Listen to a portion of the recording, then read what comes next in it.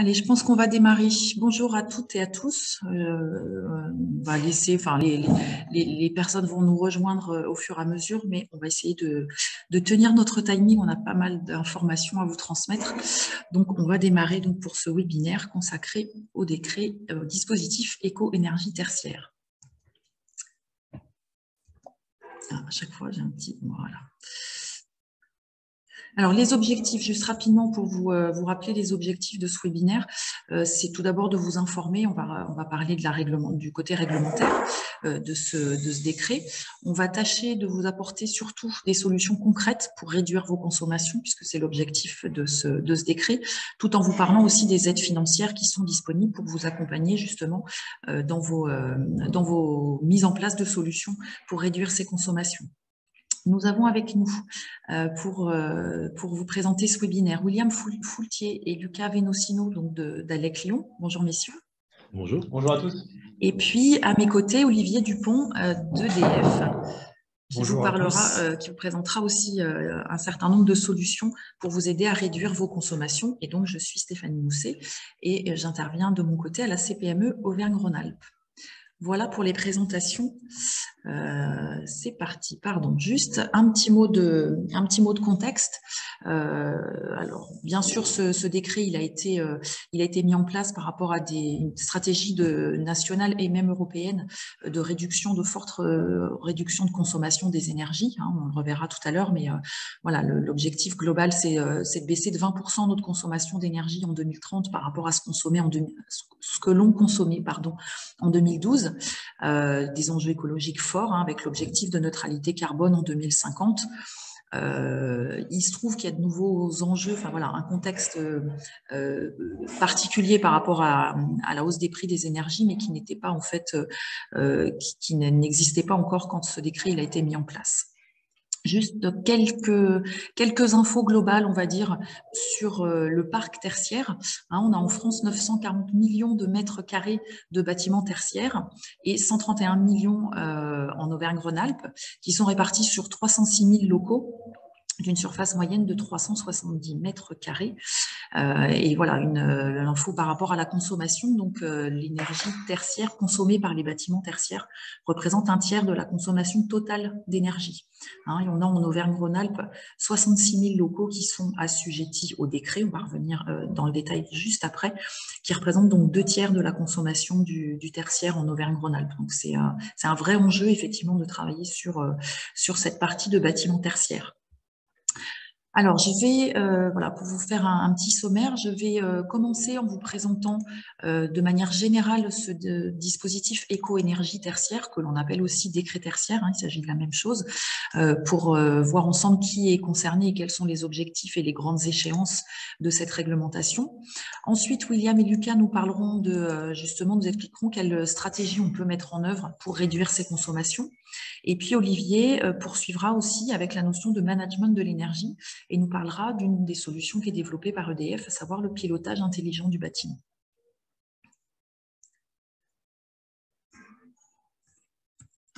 Blocage. Voilà.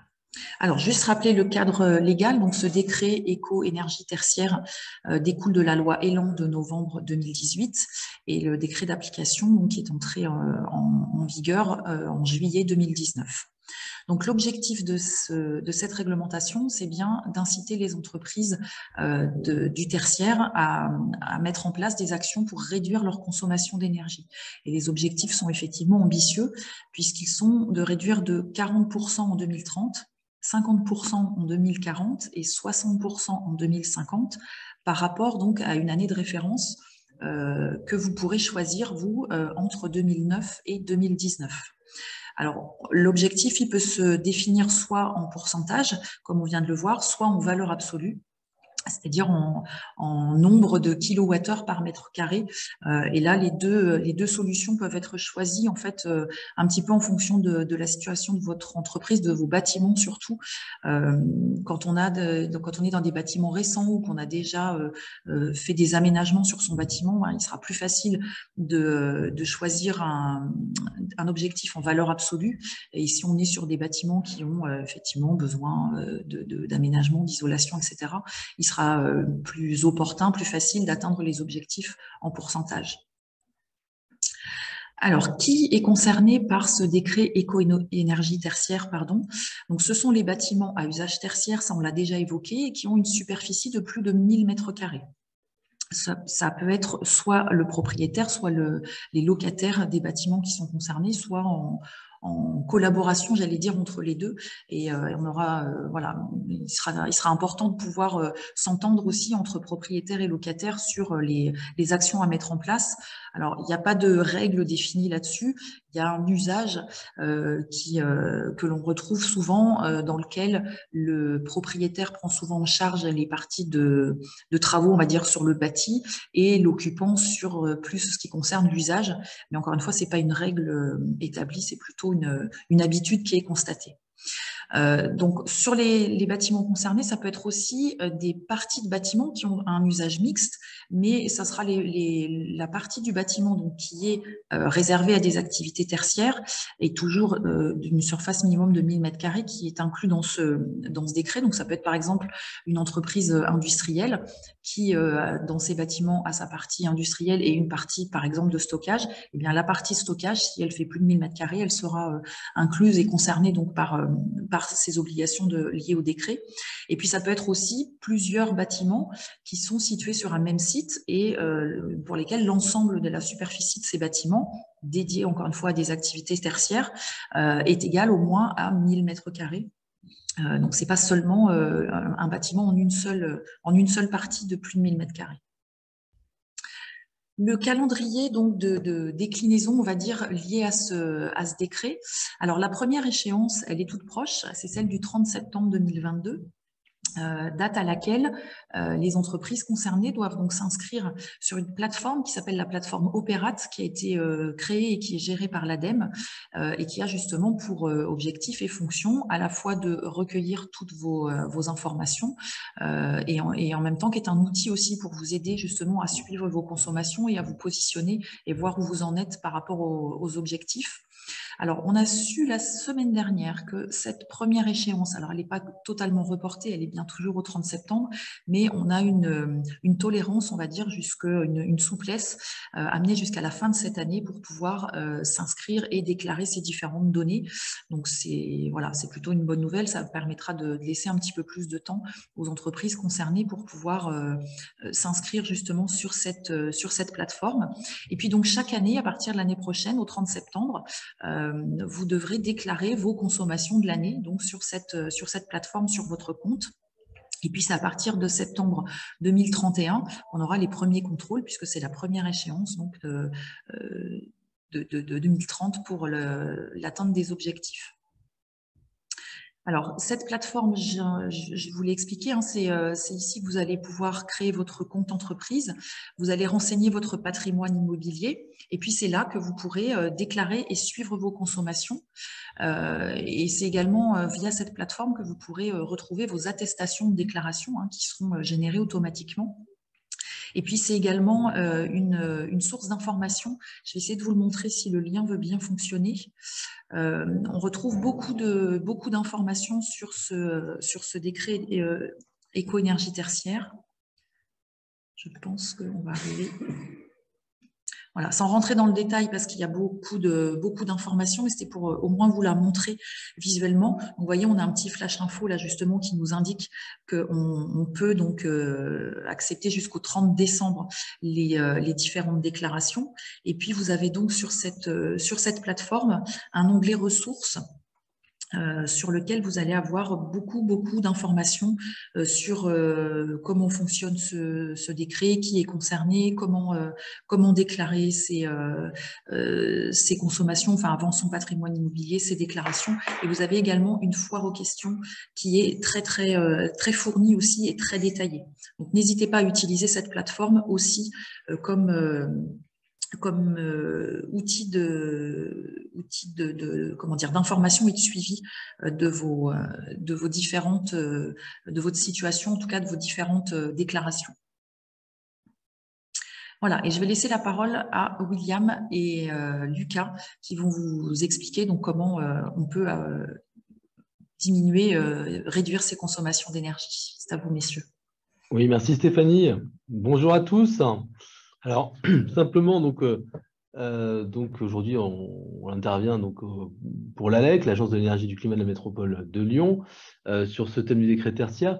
Je vais vous demander, Stéphanie, peut-être de passer à la diapo suivante. Merci. Donc, simplement, l'idée d'abord, c'est aussi finalement, donc, si on a une stratégie, enfin, pour économiser l'énergie dans le bâtiment, c'est quelle stratégie mettre en œuvre? C'est la première question qu'on va se poser pour répondre donc, à cette obligation qu'on a, hein, comme l'exprimait Stéphanie juste avant, de rénovation liée au décret tertiaire. D'abord, il faut savoir d'où on part. Donc, il faut faire un diagnostic de la situation du parc tertiaire qu'on peut avoir, des actifs. Ensuite, après ce diagnostic-là, on va élaborer des scénarios différents. Alors, c'est des scénarios d'amélioration de cette performance-là. Et puis ensuite, bien sûr, c'est la troisième étape, ça va être le plan d'action, la mise en œuvre dans l'opérationnel de ces économies d'énergie. Donc, un peu pour donner les étapes. Je vais passer à la slide suivante. Alors, dans le diagnostic, donc cette première étape-là, il faut donc déjà disposer d'une connaissance assez fiable et globale du patrimoine. Donc, pour bien sûr classifier ce patrimoine, il faut un peu faire une revue du parc patrimonial que vous pouvez avoir, voir les différents types d'actifs, puisque bien sûr, ça ne sera pas la même chose si vous avez un actif industriel ou du logement, de l'hôtelier. Ça ne sera pas forcément du tout le même type de diagnostic. Ensuite, on va identifier les pistes d'économie d'énergie qu'on peut envisager, donc selon le type d'actif, vos usages. Et puis, on va ensuite de ça, bien sûr, préparer l'élaboration des scénarios, donc des plans d'action pour l'amélioration de cette performance-là. Alors, on donne des exemples ici. On a le diag écoflux notamment. Donc ça, c'est un diag qui va aller même plutôt dans le détail, puisqu'il y a même tout ce qui est déchets qui va être pris en compte. On va avoir une vision globale des économies d'énergie. Vous avez, alors ça je l'ai mis, c'est au niveau de la CCI et CMA au niveau, pour le coup, du Rhône de la métropole de Lyon. Donc, il y a des visites énergie qui s'organisent au niveau local qui sont possibles. Donc là aussi, on va vous donner quelques priorités qui peuvent être choisies. Donc, on va faire un petit diagnostic pour le coup de vos actifs pour voir qu'est-ce que vous pouvez mettre en œuvre en premier lieu. Après, regardez peut-être au niveau local si vous avez ces dispositifs-là. Sinon, n'hésitez pas à nous demander peut-être des informations complémentaires. Peut-être qu'on pourrait en avoir, nous, sur les autres dispositifs existants, mais en tous les cas, n'hésitez pas à vous informer de cela au niveau des autres localités en Rhône Métropole. Donc finalement, dans le diagnostic, le but, ça va être vraiment de repérer les enjeux des bâtiments qui vont être diagnostiqués. Et puis ensuite, il faudra réaliser des scénarios. Tout à fait. Donc, pour le coup, l'élaboration de scénarios dans lesquels on va en effet, finalement un peu comme des scénarios d'audit, on va fixer des priorités en comparant notamment sur plusieurs critères les priorités qu'il faut fixer. L'idée, c'est vraiment d'avoir une vision globale de votre patrimoine, comme je l'annonçais avant. Et bien entendu aussi, donc tout ça, c'est bien de voir l'aspect rénovation, mais ça a un coût. Donc, il faut aussi voir justement quel est ce coût, comment on peut prioriser aussi par rapport au coût, qu'est-ce qui est le plus facile à mettre en œuvre d'abord.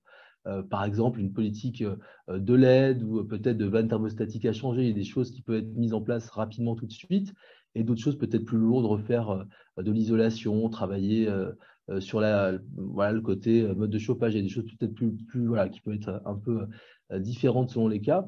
Et bien sûr aussi, l'idée, c'est de répartir les actions entre propriétaires et locataires. Donc ça, vous savez, il y a des responsabilités bien sûr différentes selon le type de travaux, des travaux de leur importance. Pour le coup, de répartition des frais entre locataires et propriétaires. Et à partir de là, on pourra élaborer le plan de financement aussi, connaissant les coûts pour chacun, pour élaborer justement cette stratégie de rénovation. Alors, comme on l'a dit, effectivement, je voudrais peut-être revenir sur le point sur la répartition des actions propriétaires-locataires. Ça, c'est vraiment indispensable et c'est l'enjeu aussi du décret tertiaire. C'est certains cas, vous allez être propriétaire occupant, mais dans d'autres cas, effectivement, il va y avoir ce binôme qui va devoir s'entendre et il va être vraiment indispensable de fixer justement avant la réalisation et la mise en œuvre des actions, qui est responsable de quoi, qui fait quoi, puisque après, finalement, on l'a vu au terme de la décennie, donc la première est en 2030, il va y avoir finalement des responsabilités qui vont être regardées et on va regarder si les plans d'action de chacun ont bien été mis. Et ça va notamment, par exemple, prendre la forme d'une annexe dans le contrat de bail. Voilà. Après, pareil, qui va faire les déclarations? Est-ce que le propriétaire va faire plutôt les déclarations liées au patrimoine et après et aux consommations réparties, c'est ce qu'on retrouve généralement.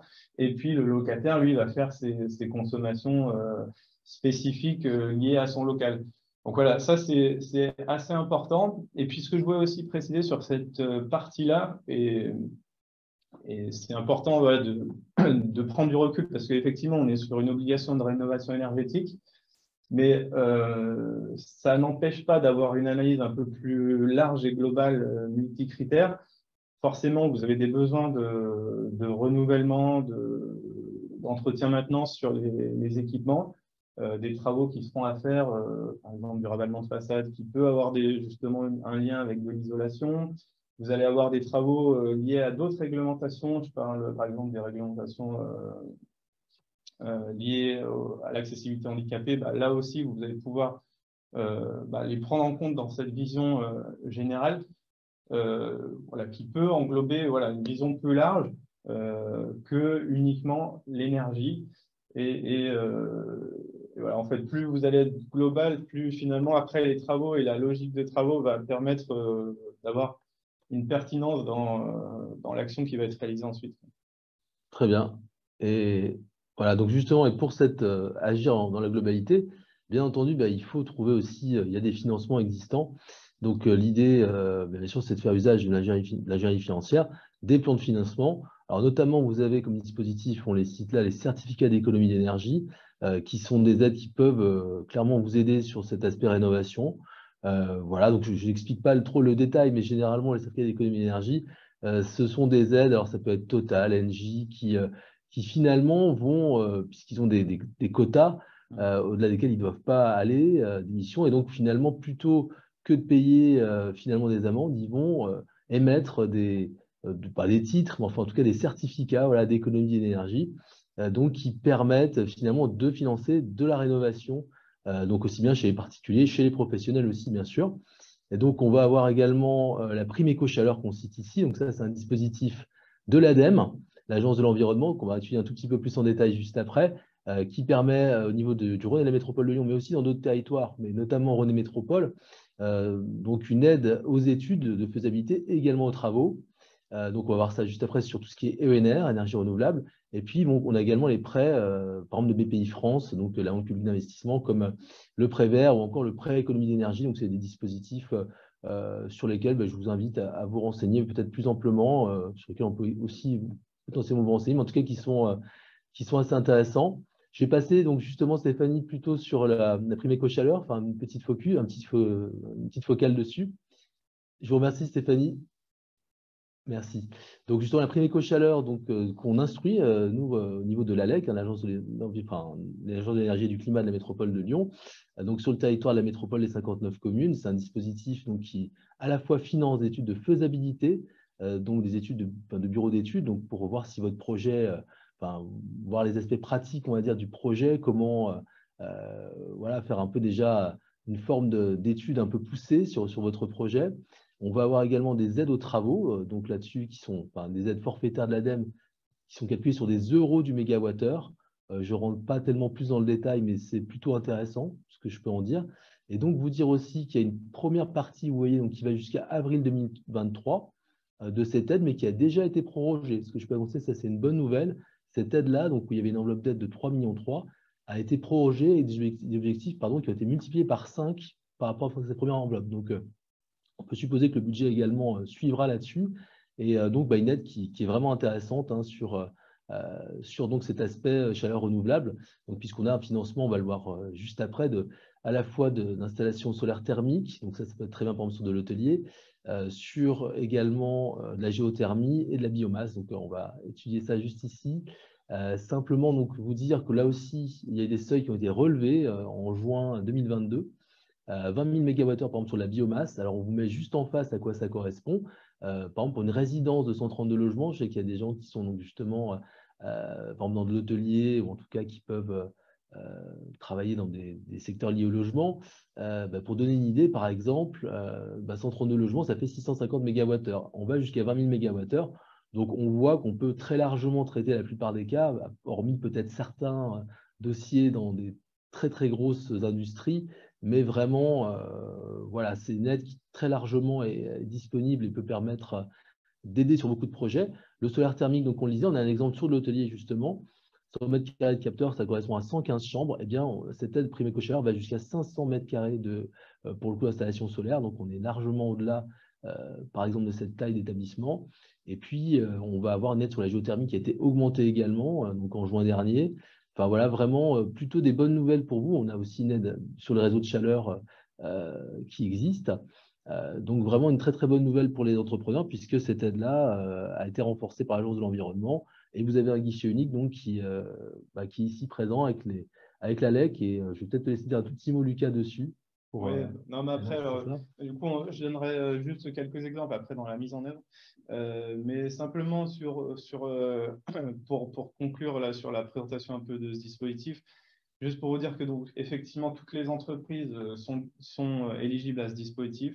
Voilà, on intervient dans un moment, bien sûr, où on a un contexte qui est largement favorisé. D'un côté, on a une augmentation des aides relativement conséquente qui a été opérée dans le cadre du plan de résilience. Et d'un autre côté, on a une envolée des prix de l'énergie. Et on reste avec ces systèmes qui sont des systèmes très performants sur des niveaux de rentabilité. On le verra avec des temps de retour qui sont indiqués ensuite. Et puis aussi pour vous dire qu'on apporte de l'accompagnement sur l'ensemble des phases d'un projet. Donc, que ce soit au moment de votre réflexion, donc là, nous, on peut réaliser une étude gratuite pour valider le fait que et l'intérêt d'aller plus loin sur une solution.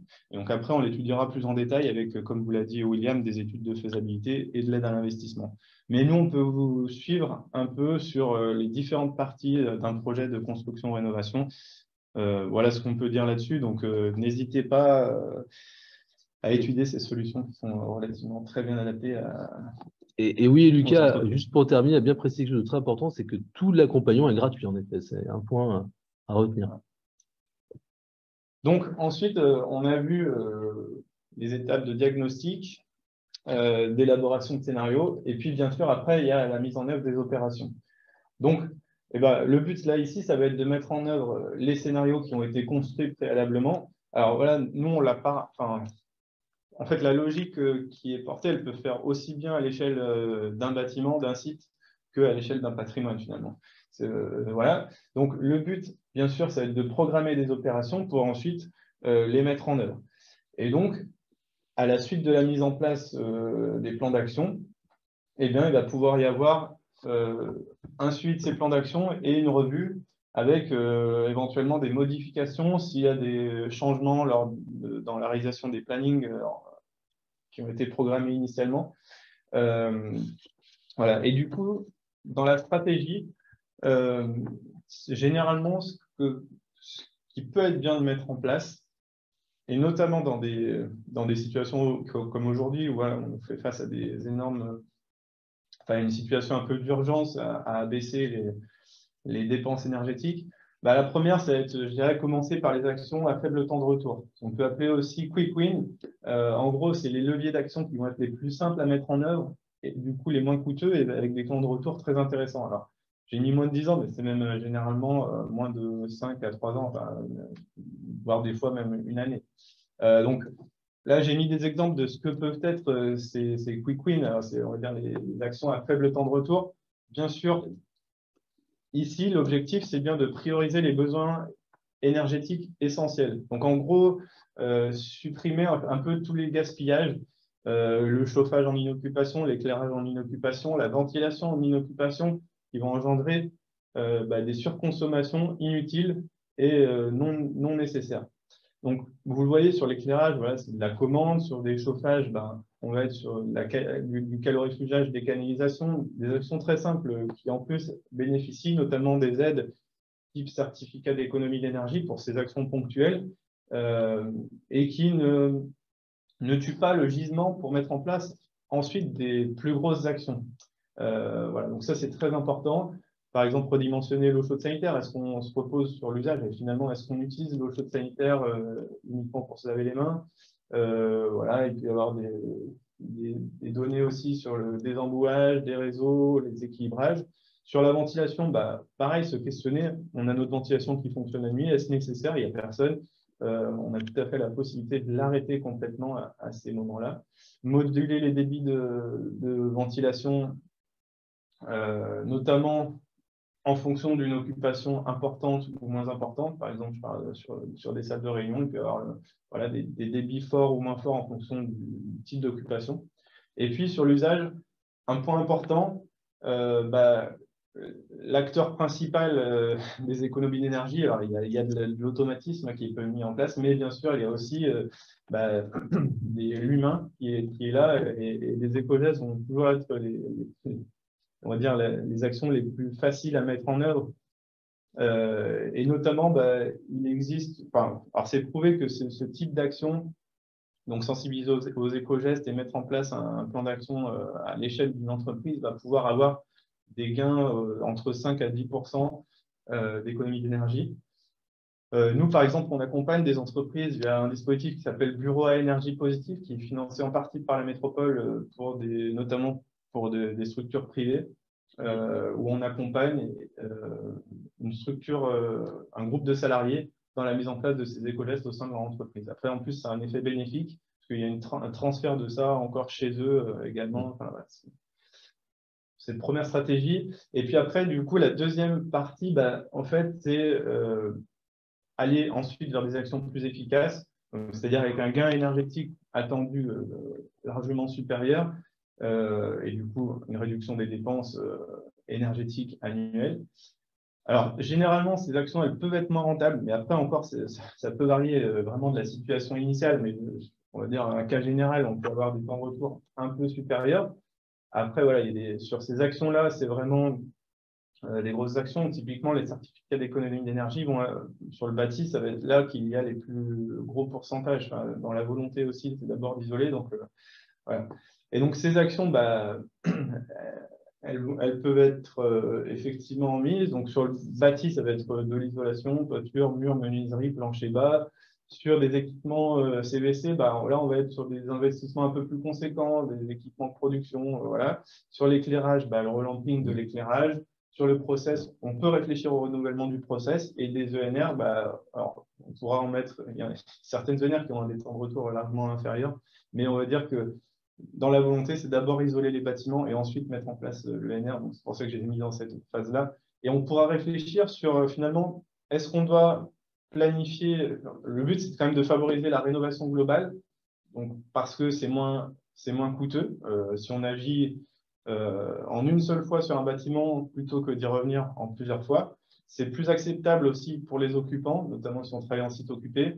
Et en plus, c'est plus efficace en termes de gains énergétiques, puisqu'on va pouvoir traiter l'ensemble des points. Par exemple, si on fait les menuiseries en plus isolation, voilà, c'est totalement lié, il y a des interactions entre ces actions. Donc voilà, on a tout à gagner à le faire. Et donc, finalement, dans cette deuxième phase, le but, c'est de réduire la quantité d'énergie pour la satisfaction d'un même besoin. En gros, c'est améliorer l'efficacité du bâtiment, en général. Donc là, j'ai voulu un peu mettre en image tout ça. Typiquement, par exemple, alors, vous voyez ici un plan d'action en fait, d'un bâtiment tertiaire qui a une grosse partie de bureaux plus un petit atelier à coller. On voit que finalement, le scénario 1, il va être relativement moins coûteux. Et encore, celui-là, il intègre déjà des travaux comme du solaire thermique et de la rénovation de la chaudière. Mais en gros, si on enlève encore ces étapes-là, il peut être sur des sur des coûts d'investissement relativement faibles et avec des temps de retour intéressants. Et après, voilà, on va aller plus loin dans l'action sur le bâtiment, et c'est la partie rouge. Donc, les actions supplémentaires qui vont être rajoutées vont concerner de l'isolation, des actions plus conséquentes qui vont être plus compliquées à rentabiliser. Mais en fait, en intégrant l'ensemble de ces actions et des actions finalement du scénario 1, on se retrouve avec quelque chose d'assez intéressant à mettre en place. Donc, finalement, voilà, vraiment, on peut engager directement aujourd'hui les actions via des temps de retour courts. et ensuite agir plus précisément. Et ça, en fait, vous pouvez le voir avec la réalisation du diagnostic qui va vous donner toutes les actions à réaliser et qui pourront être priorisées pour faire un scénario global qui peut être fait soit en un temps, soit en 2 temps. Mais voilà, en 2 temps, ça vous permet de réagir très vite sur un premier scénario. Et puis, donc, je voulais mettre également en avant quelques exemples sur les énergies renouvelables. Juste 2 exemples. Un sur de l'hôtellerie. Donc là, par exemple, pour un hôtel de 115 chambres, voilà, il y a 93 mètres carrés de capteurs solaires thermiques qui ont été mis, qui assurent 57% de la couverture des besoins d'eau chaude sanitaire. Donc, quand je dis 57%, ça veut dire que 57% de ces besoins ne vont coûter rien. Enfin, en fait, ils vont être donnés par l'énergie du soleil. Donc, avec cette installation, on va avoir une production solaire utile et c'est cette production qui va nous permettre de calculer l'aide. Vous voyez que on est à... nous, ce n'est pas un pourcentage d'aide en fonction de l'investissement, c'est une aide en euros du mégawattheure. Et donc, ça vous donne ici un investissement et un pourcentage d'aide. Donc, vous voyez qu'avec l'aide de la prime éco-chaleur, par exemple, sur ce système-là, on est à 58% d'aide. Donc, c'est assez important. L'économie financière, elle est forcément très intéressante. En plus, avec aujourd'hui l'évolution des prix forte à la hausse. Et puis, un temps de retour qui est de l'ordre de 7 ans. Donc, voilà, c'est quand même très intéressant. Nous, on vérifie que ce soit un système qui va être mis en place, qui va être performant, fiable, via des critères d'éligibilité qui vont être regardés avec rigueur. Ils ne sont pas forcément très exigeants, mais voilà, il faut les regarder pour qu'on ait une installation durable et qui fonctionne dans la durée. Et ensuite, je voulais montrer un autre exemple. Donc, le solaire thermique qu'on a vu avant, c'est plus pour chauffer de l'eau chaude sanitaire, éventuellement du process. Voilà, mais globalement, ça va être ça. Et puis, la géothermie sur nappe va être très adaptée pour des usages où quand on a du chaud et du froid. Également, quand on peut avoir de la place pour mettre en place des sondes, parce que là, on vient ici, par exemple, c'est de la géothermie sur nappe, on vient puiser dans la nappe et rejeter dans la nappe une énergie qui ensuite va être réchauffée à travers une pompe à chaleur et qui va assurer les besoins de chaud et de froid. Donc là, par exemple, c'était une salle de spectacle, mais ça peut être réplicable à des plus petits bâtiments tertiaires, bien sûr. Là, on voit qu'on est sur des temps de retour de 16 ans. Aujourd'hui, je dirais que même on pourrait presque largement encore baisser un peu ces temps de retour, puisque voilà, avec l'évolution des prix de l'énergie, ça devient encore plus intéressant. Donc, n'hésitez pas à vous re-questionner si votre installation est vétuste, si votre installation est fortement consommatrice d'énergie fossile, si elle est fortement dépensière. Il peut y avoir effectivement une autre solution qui peut être aidée et accompagnée. Voilà, donc merci à vous voilà, sur cette partie. N'hésitez pas si vous avez des questions, vous avez l'ensemble de nos coordonnées qui vous sont transférées dans la présentation.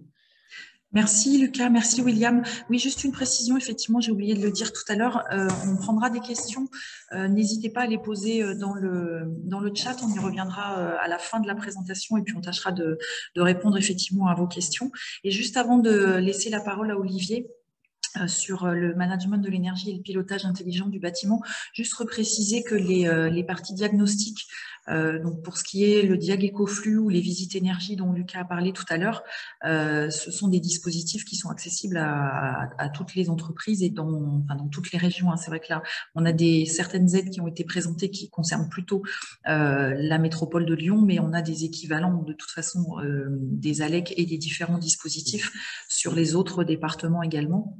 Donc voilà, on ne pouvait pas présenter tout le détail bien sûr, mais il y a des dispositifs qui sont en place dans toutes les zones de la région, enfin même de la France, puisque la plupart ce sont même des aides nationales. On reviendra après, voilà, on l'étudie au cas par cas en fonction de chaque entreprise. Mais voilà, n'hésitez pas en tout cas si vous avez des questions, on y reviendra tout à l'heure et je laisse la parole à Olivier.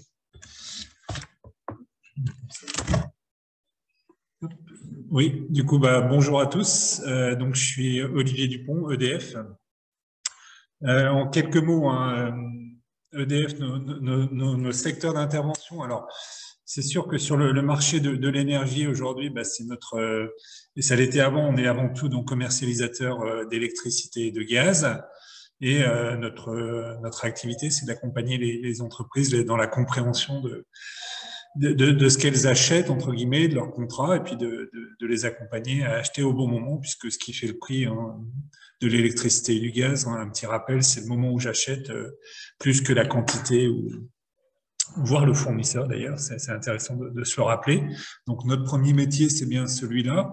Et puis on intervient aussi sur d'autres domaines au quotidien, puisque notre volonté, c'est d'être présent sur les territoires.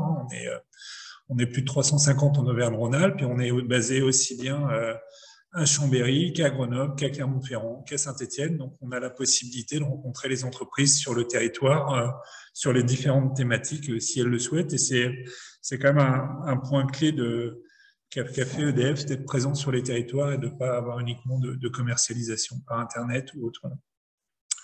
On va rencontrer les entreprises soit physiquement, soit par téléphone, soit les deux, soit on s'adapte. On travaille du coup dans d'autres champs. On a des experts en propre, on a des experts en réseau électrique, on a des experts en photovoltaïque, on a des experts en mobilité électrique, on a des experts en management de l'énergie, et on est amené à accompagner les entreprises à un moment donné dans le cadre de nos échanges, donc que ce soit l'économie d'énergie, ce que je viens de dire, le photovoltaïque avec notamment toutes les nouvelles réglementations qui arrivent quand je construis des bâtiments neufs, puisque il faudra que j'ai au moins 30% de panneaux solaires ou de toits végétalisés dès que je construis un bâtiment de plus de 500 mètres carrés. On travaille beaucoup sur la mobilité électrique, notamment dans le cadre de la loi L'Homme, et puis en fait ce développement nécessaire pour la réduction des émissions de carbone. On est le premier obligé en termes de C2E, on en parlait tout à l'heure, c'est-à-dire que on peut, dans ce domaine-là, EDF est amené à étudier des dossiers et directement valoriser ou pas un montant financier, puisqu'on a aussi une équipe d'experts donnés sur les aspects financement.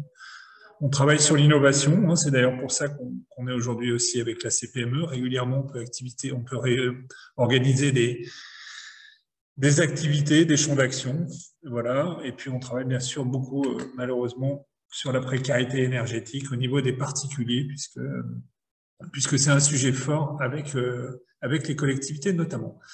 Alors je vais vous donner quelques petits exemples qui confortent d'ailleurs ce qui a été dit précédemment. Ce qui est important aussi bien pour le décret tertiaire et en général pour sa facture d'électricité, c'est de comprendre ses consommations.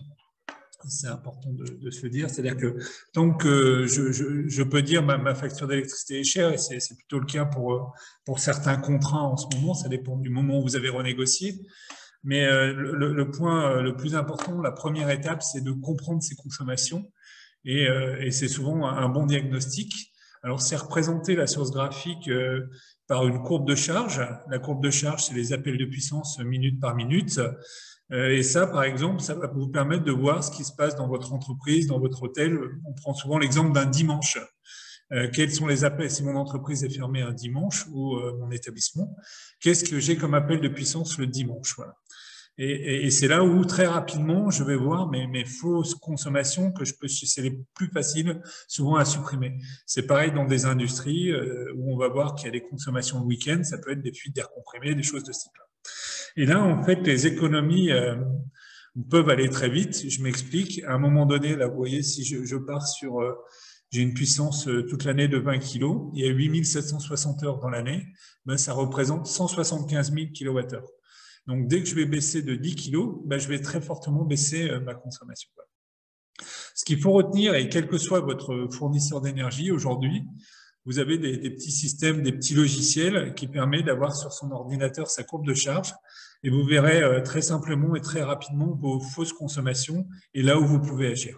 Votre fournisseur peut aussi vous donner ce qu'on appelle les points 10 minutes. C'est un fichier Excel de vos consommations sur les 12 derniers mois que vous pourrez mettre dans un tableau Excel assez simplement. Et de là, vous verrez vos appels de puissance. Et c'est vraiment, je dirais que la base de la compréhension de ces consommations, on peut la travailler de cette façon-là et quasiment soi-même. Et je vous encourage vraiment à le faire, c'est très intéressant. Alors, il va de soi que les entreprises qui veulent aller plus loin peuvent aller jusqu'à ce qu'on appelle le management de l'énergie. Le management de l'énergie, en fait, qui va permettre d'atteindre une norme d'ISO 50001. Et là, quand je rentre dans ces systèmes-là, C'est le stade suivant où je vais mettre dans la boucle le directeur des achats, le comptable, et chacun va travailler autour de l'énergie. Tout ça est certifié. Je vais aller sur des logiques de monitoring progressif. Mais encore une fois, l'idée, c'est sûrement pas de monitorer tout d'un coup, mais d'y aller progressivement pour monitorer les 80% utiles et pas aller dans la sur-monitoring. En tous les cas, c'est une première piste assez simple que je peux que vous encourager à identifier, surtout en cette phase, c'est comment je comprends mes consommations, qu'est-ce qui se passe dans mon entreprise 7 jours sur 7. Voilà. La deuxième phase qui est un peu plus simple, mais qui se développe bien sûr beaucoup actuellement, c'est le PV et le solaire, hein, qui d'ailleurs rentre dans les obligations du décret tertiaire. Donc le PV photovoltaïque, excusez-moi.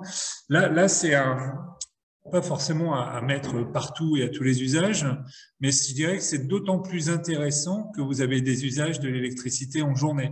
Donc si j'ai un chauffage en climatisation réversible, si j'ai des process dans mon entreprise, si j'ai des groupes froids, si j'ai voilà. Là, la solution solaire vaut le coup d'être étudiée, et ce d'autant plus que les kilowattheures que vous n'allez pas consommer dans votre entreprise sont rachetés aujourd'hui à un prix qui varie selon la puissance installée, mais en gros 110 € par mégawattheure. Voilà. Donc ça, c'est important. Le deuxième point, le PV et le photovoltaïque aujourd'hui vaut le coup d'être étudié, et les temps de retour ont nettement diminué, et ce d'autant plus si vous avez des usages de l'électricité, et il faut avoir un minimum de surface. Hein. Il va de soi que quand j'ai des installations de taille petite, j'aurais tendance à dire, si je mets 100 mètres carrés des surfaces de ce type-là, il faut avoir des usages derrière, sinon je paye surtout de l'installation électrique plus que de la rentabilité. Mais en tous les cas, ça vaut le coup d'être étudié si vous avez des usages. Le troisième point qui est important, c'est toujours quand je fais des travaux, est-ce que j'ai accès à des certificats d'économie d'énergie?